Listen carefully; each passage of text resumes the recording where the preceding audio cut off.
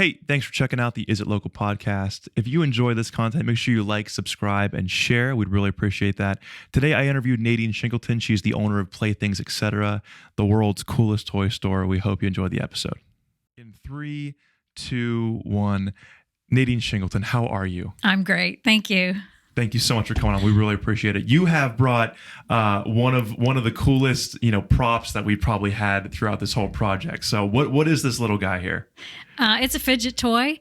It's just a squeezy toy, and they used to make them all in plastic, but now it's plush on the outside and then the plastic that comes out. So it's very satisfying to play with it. That's cool. Is this kind of be like a sensory item too for Yes. kids? Is that that's just so the feeling and even the motion is helpful for kids? And we do sell a lot of sensory items. Okay, that's cool. What's it like owning probably one of the most unique stores or unique businesses in Butler? Owning a toy store, I would assume you have great stories and just a very unique place. What's it like owning a toy store? You know what? It is a joy. I tell the employees every day, you could be unpacking nuts and bolts. Instead, we're unpacking toys every day, and it's like Christmas. Yeah. And it's fun to be in a fun business where you're making people smile. Yeah, that's awesome. How'd this start for you and your family? Actually, it was my husband's idea. It was always frustrating to him that he couldn't find the toys that he wanted in the big box stores. He said, there's so many nice toys out there. Why can't you find them anywhere? And decided he wanted us to open a toy store and bring in the rare toys that you couldn't find anywhere, or to bring in our own selection of toys that we liked. So he designed the building. He started the business, but he has never worked there. He turned over the retail end of it to me and to my son-in-law, Alan. That's cool. When he was designing the actual building, which is in the form of? It's actually a B2. Okay, that's cool. And it's the same size and footprint as a B2. Yeah, that's awesome. Where did he get that idea? Do you know? He wanted to make the store a destination site. So it'd be something interesting and something for the families to talk about rather than just another pole building. So he came up with that finally to make it look like an aircraft. And it's funny that people nicknamed us the Spaceship Store right away. So whenever we do any type of ads, we include the Spaceship Store in Butler, and then people know what it is. And we've had a lot of people even ask us, what's the name of this place? Because they just know it as. They know it as the Spaceship Store. That's cool. Do you find people coming from all over then? Has that worked? We do. I'm glad you asked that.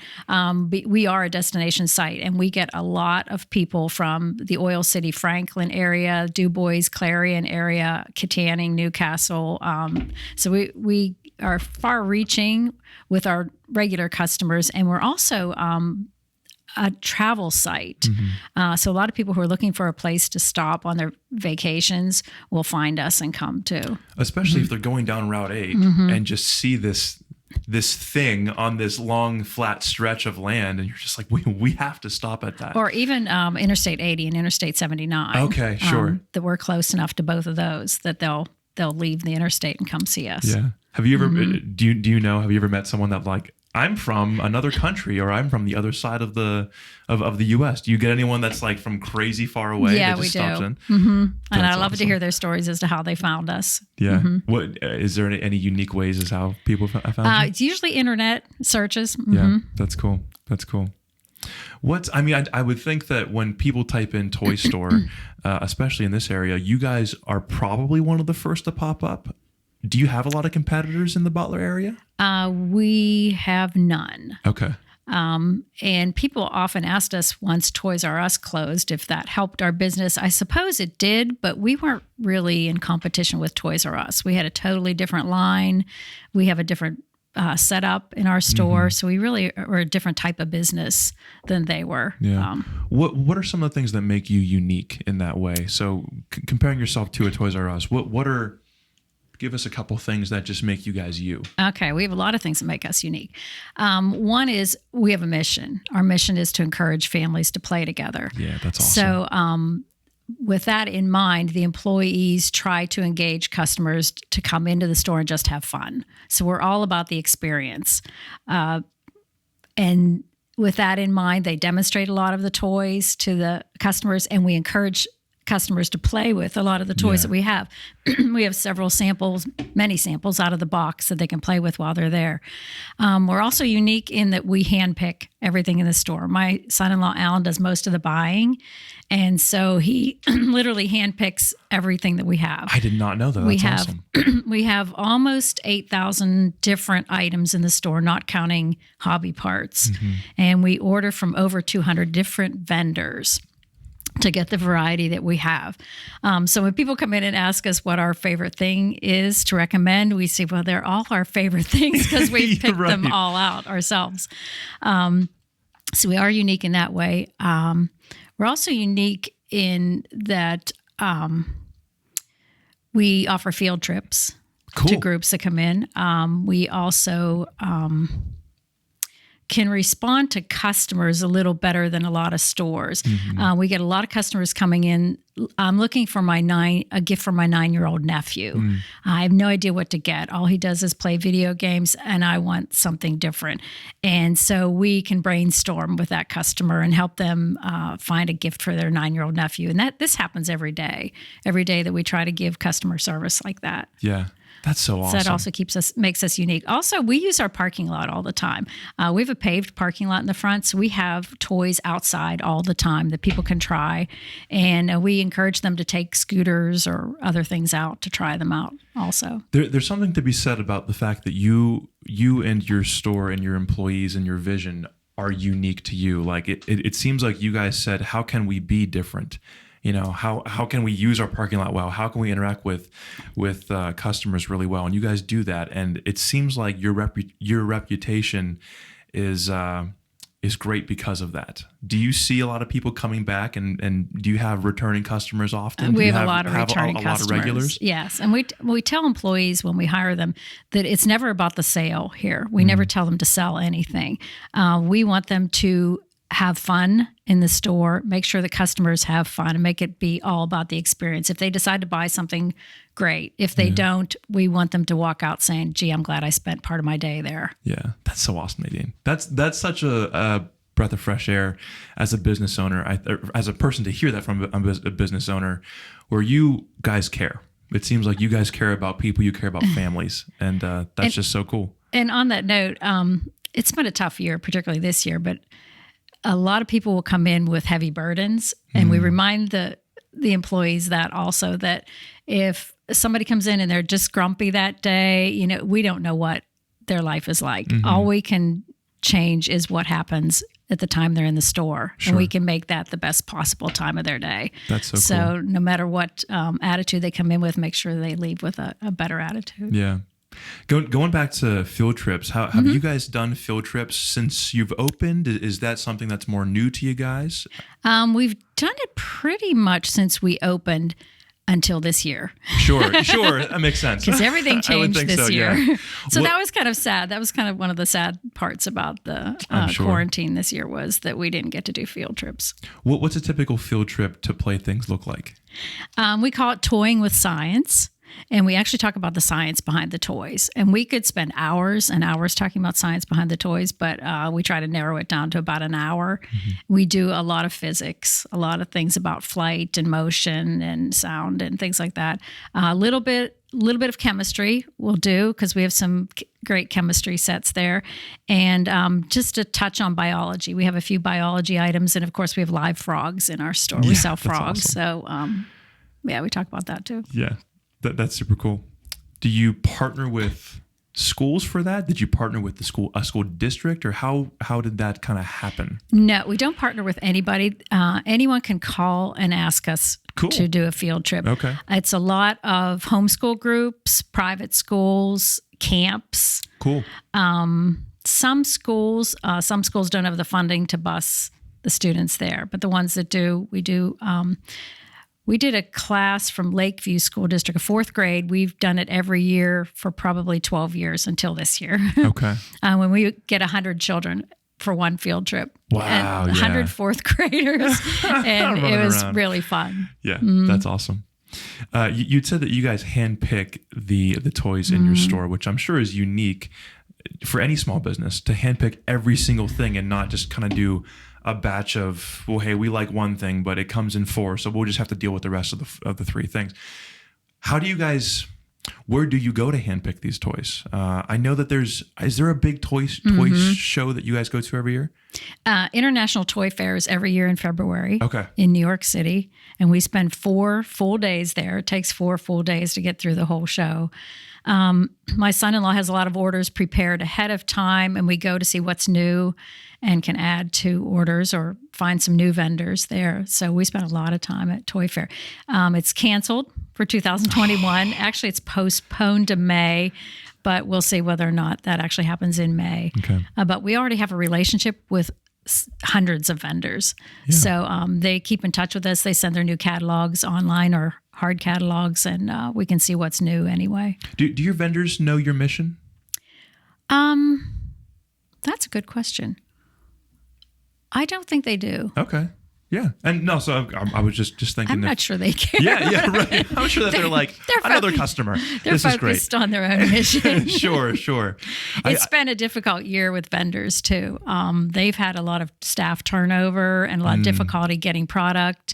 So it's been a challenge in the last few months. Sure. And, we feel for them. They feel for us. Sure. Because it's just a hard road right now. How have you guys navigated the last 6-7 months? Well, that's an interesting question. We were forced to shut down in March, sadly.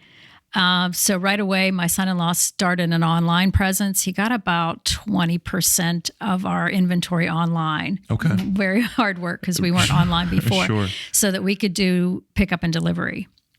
And we did that for a while. And that ran right into Easter, which is now a gift-giving holiday. In the last many years, it has been a gift-giving holiday. So people wanted Easter basket gifts. So we filled Easter baskets, and people could just pay $40 and pick up a ready-made Easter basket so they didn't have to shop. We did a lot of those. That was fun.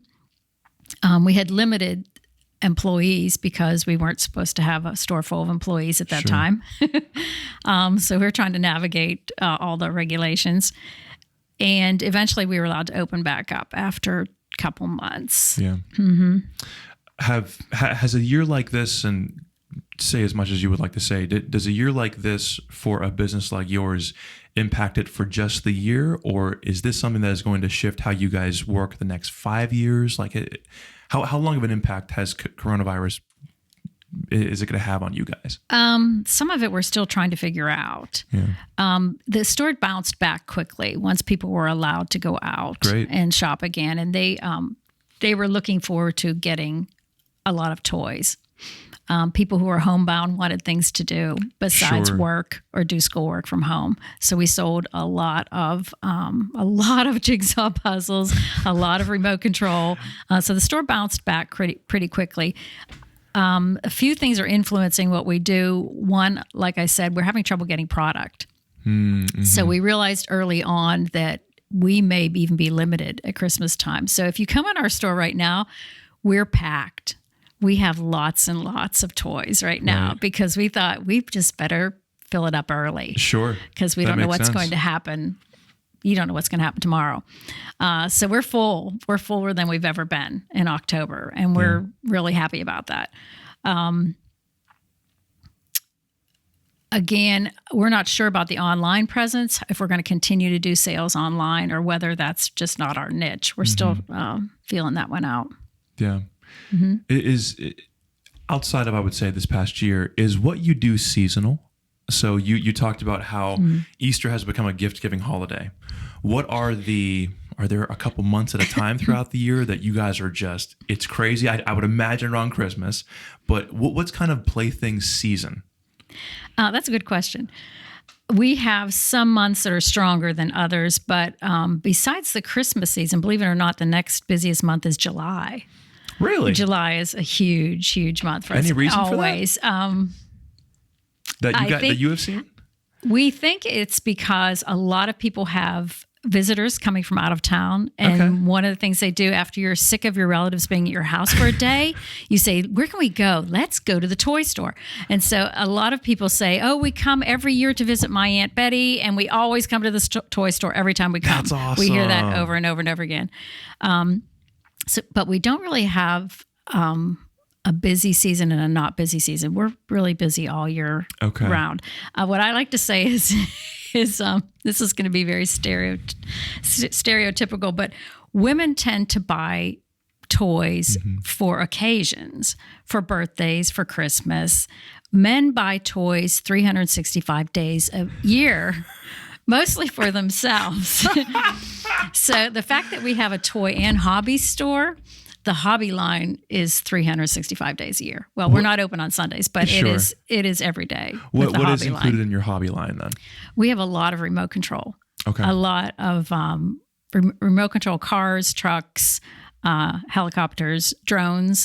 Even the mini drones now are huge. We have a $40 drone now that's really hot with a camera on it and everything. Train sets to some degree, mostly remote control. Some models, a lot of models they're coming back too with this this awesome. Year. A lot of models. I know for a lot of remote control, there's even like sanctioned races. There's leagues, clubs that people want to just improve their cars or their vehicles, whatever they are, because there's either money on the line for these leagues or whatever that might be. I need to improve it because my buddy's car goes faster. Oh, really? Do you have people come in the store and say, my buddy or my neighbor, whatever, improved, so how can I get better? Yes. That's so interesting. Oh my goodness, yes. And another thing we've heard a lot of this year is men who bought cars for themselves because they were now working from home and they were bored. And then they would come back in and say, my son, who is doing his schoolwork at home now, he wants a car too, because we like to run them at the same time. So they come back and buy the second car. That's or cool. Third or fourth. We've seen that. I know the spectrum for investing into those types of hobbies can be small, like the $40, or it can be larger. Do you guys have pretty much everything on the market in that way? Do you guys kind of focus for hobbies for remote control? Do you focus on a smaller market or a higher end market? What do you guys do for that? Okay, I hope I can answer that accurately. My son Tim is the hobby manager, and we do sell mostly hobby quality remote control, which means they're meant to last forever. Okay. And they're not like what you buy at the big box store that you break and throw away. So if you break a part, you get a new part and put it on and keep running it.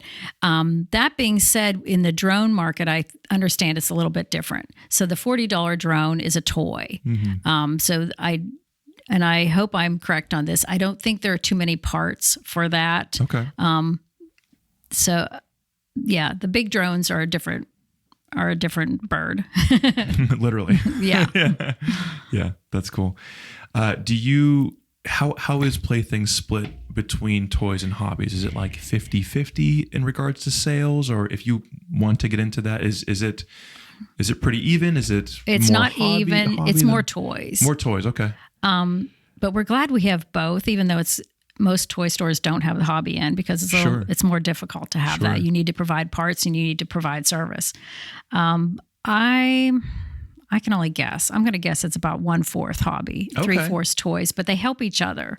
So if the toy sales happen to be down, the hobby end will be up, and vice versa. So they do help each other. Plus, the man that comes in to buy new parts for his remote control truck, he brings his kids in and they shop the toy store. Well, I'm sure he's working with Tim on whatever they're having. Your employees are showing them different things and encourage them to play. That's awesome.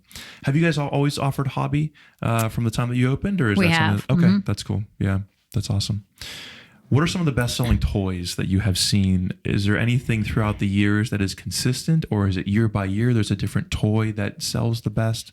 From the owner's perspective, what are some of your hot sellers? Yes and yes. There are some that sell consistently that we just have to carry, and we've even tried to phase some out, and immediately people, why aren't you carrying that anymore? So there's some things that we have to always carry. The Airzuka. It's an air gun. We have to always carry the plasma car. We sell thousands of those. The little car that you steer by using the handles. The steering wheel. Things like that we have to carry always. We're known for those. And also we try to have the fad toys that come and go. And it's funny because some of the classics will even be fads. For example, pogo sticks. You'll have years where pogo sticks are really hot. Mm-hmm. We can barely keep them in stock. And then the next year, nobody's interested in a pogo stick. So the, other toys come in waves too. Slinkies come in waves. You have a Rubik's Cube. The Rubik's Cubes are hot. And then a few years later, they're not, and then they come back again. Yeah. So it's kind of some toys come in waves. Some are definitely more timeless. Like I would say, yeah, the Rubik's Cube, the Slinky. I want to briefly talk about fidget spinners. Okay. When those were hot, like when those were when every kid on the planet seemed to need one. Need, that's a good word. Were you? Yeah. Was that one of those things where? When you guys are talking to your to the people that send you these, were they even saying, listen, these are back ordered, we can't send you them for X amount of time? Or like why do you think the fidget spinner was so popular at that time? Peer pressure. I think that's the main reason. And it was funny to us, the number of mothers that would call and say, how many fidget spinners can I get? Because I need one for my niece and my nephew, my neighbor, sure. And the mothers that would come in the middle of the day and pick up a dozen fidget spinners. From my perspective, they came in so quickly and then also left pretty quickly. Mm-hmm. How do things like that affect you as a toy store? Are you guys saying, okay, we know that this is a fad, we have to be quick to jump onto this, or is this let's see how things go and then we make our decision? No, you have to be quick to jump on. Okay. And we managed to ride the fidget spinner wave pretty well. Others were hard to get. If you remember Rainbow Loom several years ago, it was very difficult, and that was such a hot toy. What was that toy again? You made the little plastic bracelets with it. They're woven bracelets. I do. Wow. Yeah. And okay. they were almost impossible to get, the Rainbow Looms. And then there were some knockoff brands, and they were difficult to get too. Yeah, that's interesting. Yeah, they came and went. I remember they were just like rubber band images of animals, whatever. Are those were in for so long? Is something like that in anymore, or did they came back? They had a short wave again recently, and then they're back out again. Is there any rhyme or reason to these waves of toys, or is it literally just like why do you think even something like a Rubik's Cube? What are some of the reasons that you think that for a couple years everyone needs one and then all of a sudden they're gone? If I knew the answer to that, right. I could start my own trend. Right. That's a great point. We've had that discussion before. What could we do to start a trend? Actually, the Rainbow Loom trend was started by a store in Ohio.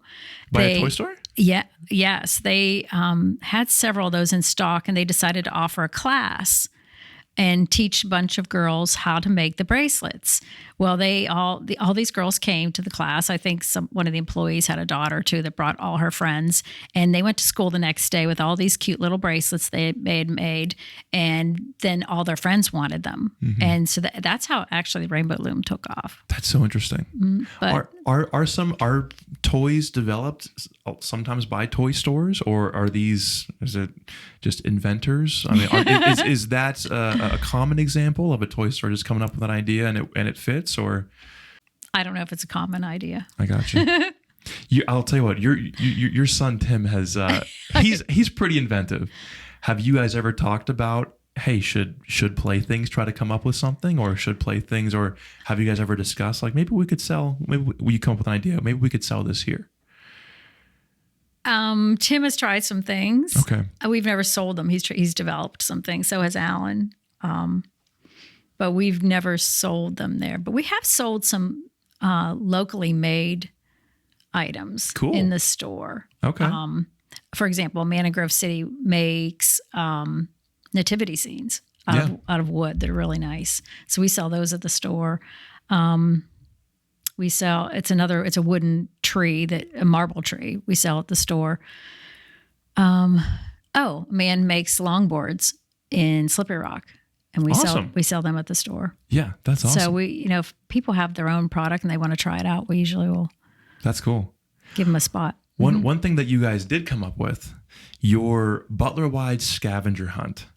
Oh, yes, our that treasure. is now again, this is a yearly event. Is that correct? Mm-hmm. And it seems to create a lot of excitement amongst families and just amongst customers from the toy store, and even people that have never heard of you but saw it shared on Facebook.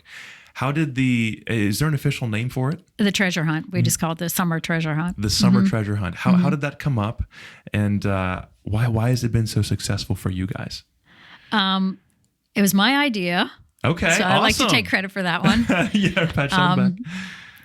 And we started making the clues for the treasures, and we decided to hide them only in public places, so there wouldn't be any difficulty with somebody searching for them at all hours of the day and night, because that's eventually what happens. Decided to put clues with them and discovered that our smartest customers were doing the treasure hunt, and they were finding them very, very quickly.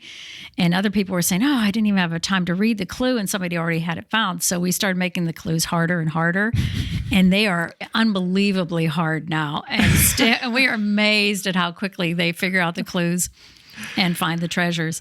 And it's fun. It's lighthearted. It's a way for us to give away gift cards and make the experience fun.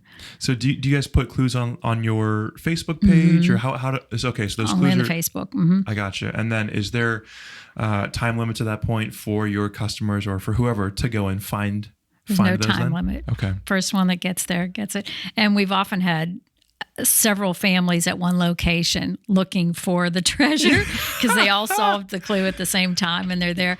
And we hear great stories. We hear how, they helped another family find the cool. treasure. We've had several hidden underwater. I know a clue that Tim did. You had to do mathematical calculations, and then it gave you 3 points, and you had to find the center of the 3 points, and it was underwater at Moraine State Park. That's amazing. And the amazing. family found it in about an hour and a half from the time we posted the clue. It's unbelievable. Is that the craziest location you guys have had? No, we've had a lot of crazy locations. Okay. Under a rock in Slippery Rock Creek. We've had very strange places in knot holes in trees, and And does it cover the entirety of Butler County then? Within 20-mile radius of the store. Okay, cool. And it's always in a public place, which would mostly be public parks. Yeah. Libraries are also public places. Cool. So we have put them inside a book in the library. I did That's that awesome. one time. That's awesome. It was actually a book about toys. Nice. That's so cool. Were you guys able to do that this summer? We did the treasure hunt this summer. Yeah, Cool. we were really looking forward to doing it because it was just a morale booster for people. Oh, I'm sure, because I think it kind of goes along with your vision. It's families getting together and playing and enjoying their time together. And people start asking, usually starting in April, are you going to do the treasure hunt again? And we just do it for a month in the summer. That's cool. Outside of the treasure hunt, are there any yearly things that Playthings does? We just had our birthday party. We just celebrated our 15th Congratulations. birthday. That's awesome. And we did 15 cakes. We do one cake for every year. So we had 15 different cakes made by Tammy Toy, my son's mother-in-law. Cool. And we gave away gift cards, and we gave away 50% off coupons, and gave away prizes. And we did face painting and crafts. That was fun. I enjoy what we do for Veterans Day. And that was also my idea. We need to ask you questions about how we can improve things here. That's awesome. Any child under the age of 14 that comes in and sings us a patriotic song gets a gift card on Veterans Day. I wish children knew more patriotic songs than they do. Sure. I'm a lot older than they are, and I grew up having to learn patriotic songs, which I'm glad I did. But it's fun. And if they're a little timid about singing it, we always have somebody there to sing it with them. Cool. Sometimes they'll even play the ukulele with them and sing along so that they don't have to be embarrassed about singing it, because we want to encourage that, not discourage it. And then they get a gift card. So we do that Veterans Day. And Neighborhood Toy Store Day is also coming up in November, November 14th. What's that? It's just celebrating that you are the neighborhood toy store. Cool. And we may be doing a scavenger hunt in the store that day. We'll definitely do giveaways that day also. It seems like with your mission, you guys kind of have created a culture with the toy store, and the culture is family friendly. It's caring for people, encouraging people, and just wanting people to be together. Do you ever have customers come in and say thank you, or just be like, you guys seem like you have something different here? Like, do you see customers kind of seeing your mission happen? It's interesting you asked that. Just a few weeks ago, we got a letter from a woman who had been in the store the day before with her adult brother who was autistic, and he didn't behave well in the store, and I think he was even maybe destroying some product. But the employees helped her with him and helped him find things that he would enjoy, and then eventually helped her get him out when he was becoming really difficult. And she wrote us a long letter saying what a joy it was to be able to take him to a place where people were kind and understanding, and didn't get upset whenever he wasn't behaving appropriately. So yeah, we do get a lot of feedback like that. That's great. Even kind of bouncing off that, with people with special needs or with kids with special needs, do you guys, we even talked about having kind of sensory items. Have you guys seen more of a need for sensory items, or for being able to interact with people with special needs in that way in the store?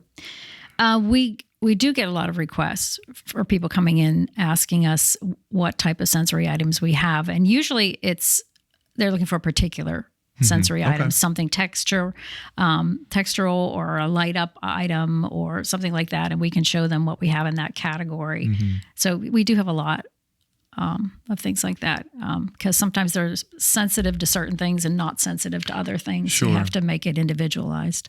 I'm sure, though, even as if you're a parent with a child that has special needs, knowing that you can come to a place where their mission is to encourage families to play and to be cared for, that would probably be awesome for parents with kids that have special needs. Because, I would say for a lot of typical places, that kid might not be able to interact well or feel like they belong well, or whatever that might be. But when they come to the toy store, they can interact with the toys, they can interact with the employees, which I'm sure is awesome. And we're okay with them touching things. Yeah.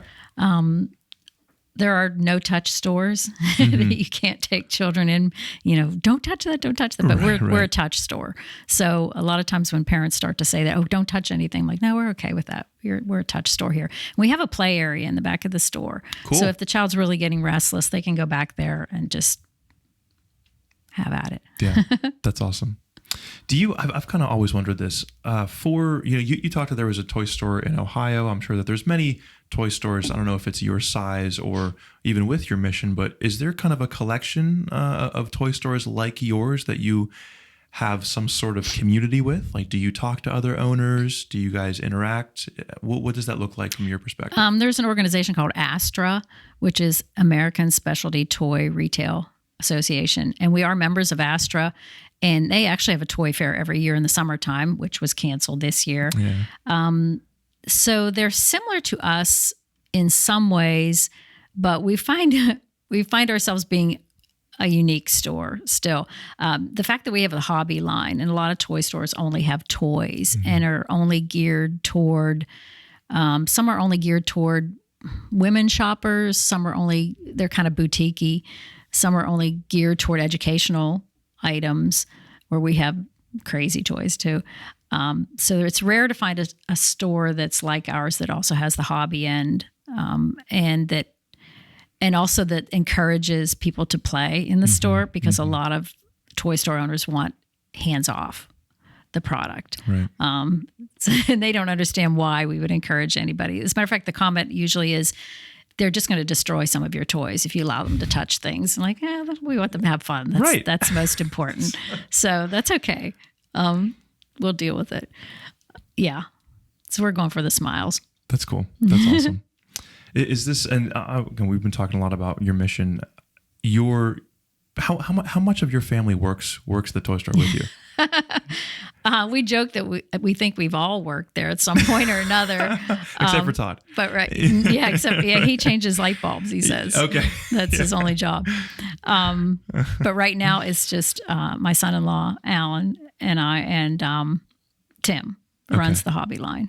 What is working with family like, from from your experience, from your perspective?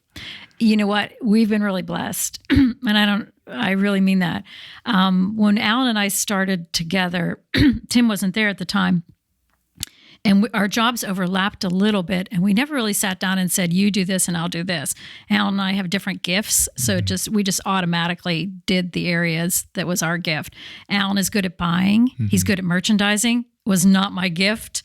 I like the numbers. I like math. Sure. So I do all the bookkeeping and the accounting and the payroll and paying the bills. Alan says I do all the boring things, and he gets to do all the fun things, whatever. And I don't do anything with the computers either. It's not my gift. I'm the wrong generation for that. Sure. So we just automatically fell into our gifts. Same with Tim. When Tim came on board, he's really gifted with the hobby line. He's really gifted with dealing with customers. So we kind of all fell into our own groove. And it's also been a blessing that we're different personalities, and you need different personalities in a business because you know, this person has a strength that you don't have. And then you get the input from the three of us, and we can look at things from different angles and try to figure out solutions. So I'm actually amazed at how well it's worked. That's awesome. I need to add to that, that we tell employees when we hire them that they are now part of our family. That's awesome. And even those that we've had to let go for one reason or another, we've kept in touch with, and they know that we still care about them. That's just what we think is important. Yeah, I think that's so important. I mean, if your employees buy into your mission, and it's not like you're trying to force them to buy in, but if you just are up front saying you're a part of this, then I feel like people are more encouraged or have more of a desire to serve well.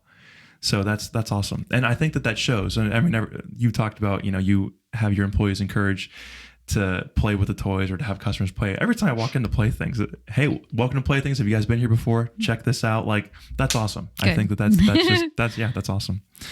Let's talk just for a moment vision for the future. What hopes do you have for Playthings in 5 years? That I'm retired. Where are they going to get their ideas then? I don't know the answer to that. Okay. And we talk about periodically, like, you know, which direction are we being led? We haven't talked about it so much this year because our focus has been on so many other things this year. But I think once things get back to normal, we can look at that. You know, should we expand the business in a different direction? Open another business? I don't know. I'm going to let the younger people lead that conversation. Sure, that's cool. Do you ever have people ask you, like, hey, are you guys ever going to open up a second store here? Yeah, we do. Really? Yeah, they usually suggest a place, like in their hometown. I'm sure. Yeah. Seriously. Right. I'm sure. Well, what advice? We talked about working with family. I just love to hear, because obviously it's worked for you. What advice would you give small business owners that are a family trying to start a small business or just trying to work together? Like I said, find your strengths and allow the differences in the personalities. See them as something positive, because you can learn from other people and they can learn from you. And consider that a blessing. Other advice?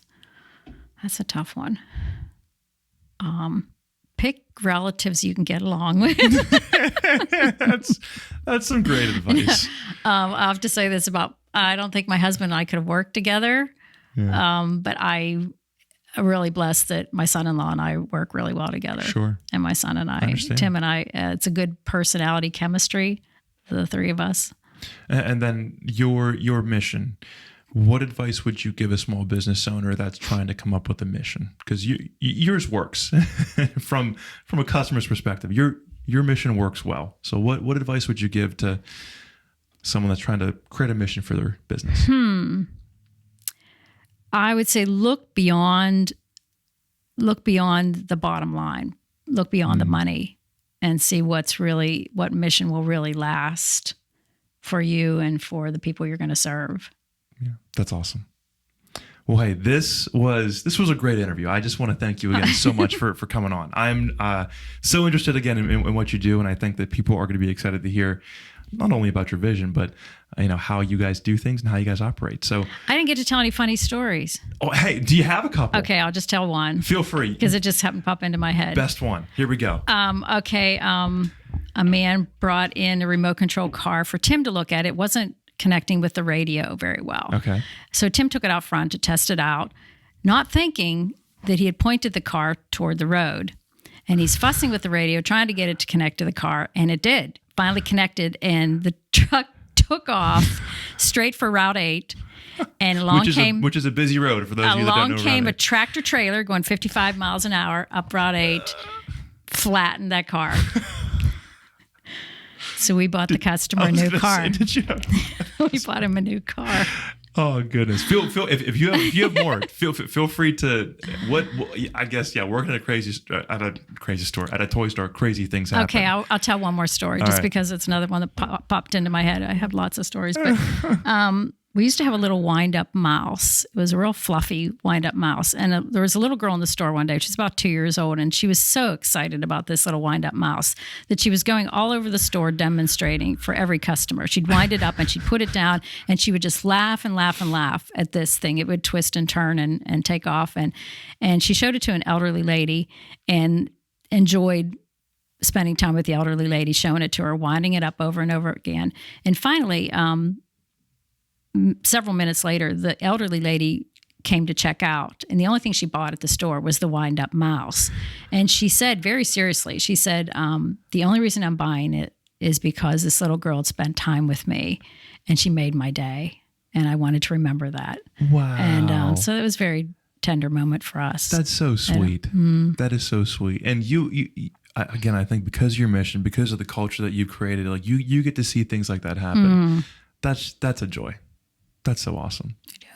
Well, hey, where can people find you if they want to search Playthings, Facebook, computers? What would they type in to find you guys? We are on Facebook. It's Playthings Etc, Playthings Etc. We have a website, playthings-etc.com. Awesome. Very cool. And we are on Route 8 north of Butler. The Spaceship Store. The Spaceship Store. And from your Instagram, Tim has some awesome videos on your Instagram too. So, or again, Instagram and Facebook, I believe. So check them out. You will not be disappointed. Nadine, thank you again so much for coming in. We really appreciate it. Thank you. Thanks for having me. Of course.